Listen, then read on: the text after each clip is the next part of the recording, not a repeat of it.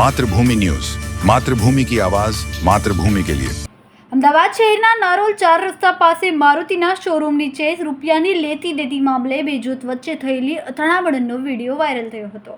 આ મામલે તપાસ કરી રહેલી ઈસનપુર પોલીસે કેવિન યશ કિન્નવીલાલ, જીગર પરમાર સહિત 9 લોકો સામે રાયોટિંગ અને મારામારીનો ગુનો નોંધીને 3 આરોપીની ગણતરીના દિવસોમાં ધરપકડ કરી છે, જ્યારે અન્ય 6 આરોપીઓ ફરાર છે, જેમની શોધખોળ પોલીસ કરી રહી છે। શહેરના ઈશનપુર વિસ્તારમાં આવેલ વિશાલનગરમાં રહેતા ચિરાગ દેસાઈએ ગત 12 નવેમ્બરની રાત્રે ઘરે હાજર હતા ત્યારે તેના મિત્ર પાર્થનો તેમની પર ફોન આવ્યો હતો। નારોલ પાસે આવેલા મારુતિના શોરૂમ પાસે માથાકૂટ થઈ છે તેમ જણાવ્યું।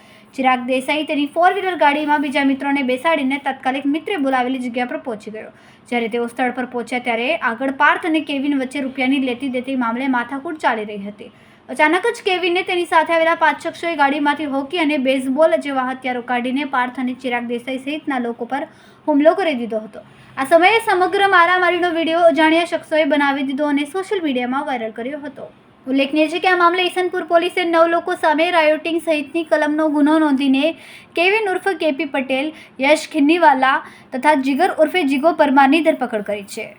ખૂબ જ ટૂંકા સમયમાં માતૃભૂમિ ન્યૂઝ ઓટીટી પ્લેટફોર્મ અને મેગા સિટીમાં કેબલ નેટવર્ક સાથે જોડાઈ જશે, તો જોતા રહો માતૃભૂમિ ન્યૂઝ।